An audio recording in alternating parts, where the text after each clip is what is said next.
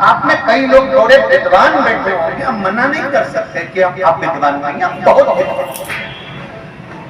पर कोई हमसे कह दे कि सीवर वाला महाराज विद्वान है तो नहीं, हम विद्वान हो ही नहीं सकते। हमें कोई विद्वत्ता नहीं, ना हमें मंत्र आता है, ना हमें तप आता है, ना हमें साधना आती है, ना हमें कुछ आता है। हमें तो सही मायने में तो भजन गाना भी नहीं आता। हमारे पास कोई स्वर वर नहीं।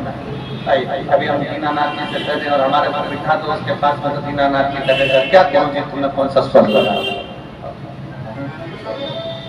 हमारे पास स्वर भी नहीं है, हमें गाना भी नहीं आता, हमें जब साधना भी नहीं आती, हमें श्लोक भी नहीं आते, हमें भजन भी, हमें कुछ नहीं आता। बस एक चीज आती है, इतना जरूर जानते हैं कि हमें एक चीज आती है, बाबा को एक लोटा जल चढ़ाना और श्री शिवाय नमस्तुम कहना, बस इतना आता है। शंकर जी का नाम और जिसने इसको पकड़ लिया, जो जान गया ना ये लोटे जल को। अच्छा एक बात बताओ, तुम्हारे यहाँ पौधा लगा, पौधे की एक एक पत्ती को पकड़ के पानी देते हो क्या? जम के बोलो जरा। पेड़ के एक एक पत्ती को पानी देते हो, एक एक डाली को पानी देते हो? पानी कहाँ डालते हो? जड़। पानी कहाँ डालते हो? नीचे। पानी की जड़ में पहुंच गई पत्ते में। अब कोई कहता है कि तुम भी इस देवता को भी मानो, कोई कहता है तुम्हारे यहाँ कालसर को दोष लग गया, कोई ने कह दिया तुम्हारे यहाँ पितृ दोष लग गया, तुम्हारे कोई ने कह दिया तुम्हें वास्तु दोष लग गया, कोई ने कह दिया तुम्हारे ऊपर किसी ने टोना कर दिया, कोई कह दे तुम्हारे ऊपर किसी ने कुछ कर दिया, कोई कुछ कहता है, कुछ कहता है। जिसके पास जाओगे वो कुछ ना कुछ जरूर बताएगा, ये निश्चित है। तो इतने सारे पत्ते पे पानी देने से अच्छा है एक लोटा जल उठाओ, शंकर जी को चढ़ाया, शंकर जी को चढ़ा दिया, सारे ग्रह, सारे देवता, सारे देव सब उसी में है। तुम पुराण तो पढ़ो, शिव महापुराण में लिखा है, नवग्रह शंकर जी के पास, चंद्र, राहु, केतु। जब राहु के सिर कट गया और राहु चंद्र को मारने के लिए जब आया, चंद्र छुप गए भगवान के पास में, तो राहु ने भी हाथ जोड़ लिया, मुझे भी आपके साथ रहना। शंकर जी ने उसको भी जटा कर।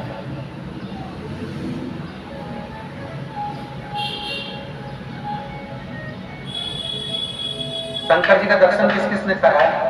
फोटो में करा।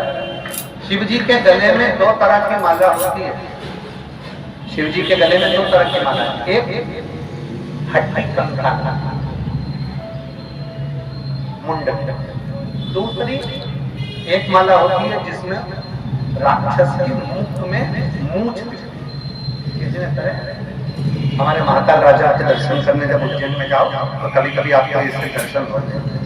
मुंडों की माला के दर्शन उसमें मूंछ लगेगा, और एक मुंह की तो उसमें केवल हड्डी कंकाल मुंड दिख रहे हैं, केवल मुंड। अब कोई तुमसे पूछे कि ये दो तरह की माला कैसी है, तो आपको उत्तर देना पड़ेगा, ये दो तरह की जो माला है ये साधारण नहीं है। जो मुंड की माला नजर आ रही है, ये भगवान शंकर की जो अर्धांगिनी थी, सती माँ, उमा, कात्यायनी, कुष्मांडा, चंद्रघंटा, स्कंदा, कालरात्रि, ये उनके मुंड भगवान ने अपने गले में धारण कर रखे। और कोई तुमसे कहते कि ये मूंछ वाले की माला कौन सी है, तो कह देना राहु।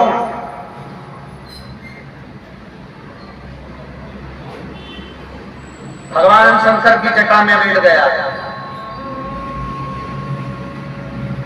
चंद्र भी शिव जी की जटा पर बैठ गया, राहु को देखकर चंद्र के पसीने छूट गए, तो राहु का जो मुख था वो पसीने का स्पर्श कर ढेर मुख में शंकर जी के गले में माला के रूप में धारण हो गया। वो राहु के मुख, केतु, मंगल, बुध, बृहस्पति सब शंकर की शरण में है, और 33 कोटि देवी देवता जितने भी हैं वो शंकर भगवान का जहां जल निकलता है उसकी शरण में। तब तुमने एक लोटा जल चढ़ाया तो राम जी को मिला क्या मिला? जम के बोले, एक लोटा जल चढ़ाया तो तुम्हारे पूर्वजों को मिला क्या नहीं मिला? एक लोटा जल चढ़ाया तो तुम्हारे देवताओं को कुल देवी कुल देवता सबको मिला। एक लोटा जल सारी समस्या था, वो एक लोटा जल जो चढ़ा वो सब मिला।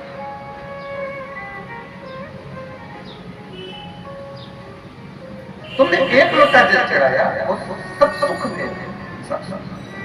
यहाँ पर एक बच्चा बैठा है, एक लड़का जिसको हर 6 महीने में उसको एक बीमारी थी जिसमें उसको 6 महीने में खून चढ़ता था। हर 6 महीने में उसको खून चढ़ता।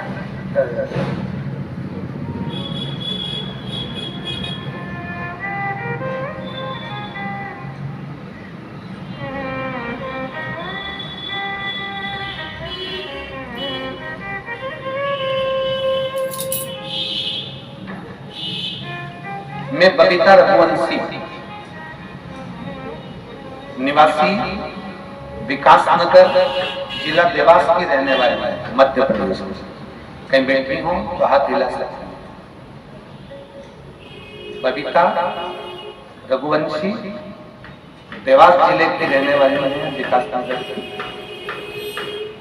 अगर बैठी हो तो हाथ हिला सकते। अगर कहीं बैठी हो तो हाथ हिला सकते। बबीता रघुवंशी कहीं बैठी हैं क्या? कहा था गुरुदेव बाबा की कृपा से मैं क्या वर्णन करूं गुरुदेव। मेरी पुत्री निशा रघुवंशी जिसका जन्म 14 जनवरी 2000 को हुआ, 14 जनवरी 2000 को वो हुई और उसे एक बीमारी थी जिसको बोन मेरो नाम की बीमारी है। बोन मेरो बीमारी के अंतर्गत पता चला कि इसको हर 6 महीने के अंदर इसको ब्लड देना पड़ेगा, बाहर से खून चढ़ाना पड़ेगा। और हम उसको हर 6 महीने में खून चढ़ाने लगे। बड़ी जब कोरोना महामारी आई, जब बहुत तकलीफ आई, खून कैसे चढ़ाए बाबा। फिर वापस अब जब हमने कोरोना महामारी में उसको खून चढ़ाने में थोड़ी सी देरी कर दी तो डॉक्टर के हिसाब से वो बोन मेरो बीमारी इतनी बढ़ गई कि उसको हर 3 महीने में खून देना था।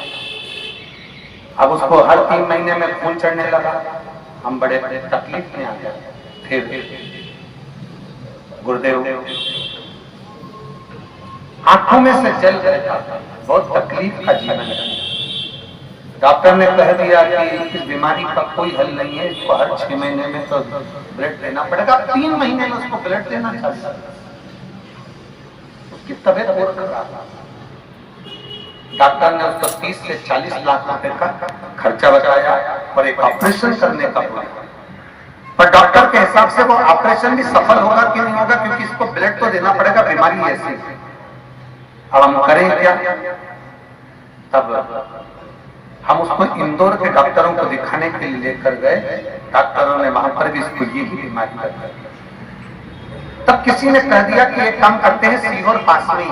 अब डॉक्टरों का इलाज तो बहुत करा दिया, इतने साल तक लगातार 6 महीने खून चढ़ा रहे, 3 महीने खून चढ़ा रहे। अब करें क्या? सीहोर। हम उसको सीहोर आए, कुबरेश्वर बाबा की धरा पर आए। उस समय पर रुद्राक्ष नहीं मिला। हमने बहुत विनय किया, हमें रुद्राक्ष नहीं मिला। गुरुदेव हम भी पक्के बाबा से भरोसे आए थे, देवास से आए थे। तो हमने पास में होने के बाद भी हमने एक रात्रि विश्राम किया। आप कथा में करते हो बाबा के यहाँ आओ तो हमने एक रात्रि विश्राम कर बाबा से विनय करी। विनय कर बाबा से फिर आपने इसमें कहा हमको एक रुद्राक्ष दे दो, हमारी बेटी की तबीयत ज्यादा खराब है। उसको 3 महीने में ब्लड चढ़ता है, पहले 6 महीने चढ़ता, तब 3 महीने में चढ़ता। ऑफिस में से एक रुद्राक्ष दिया गया।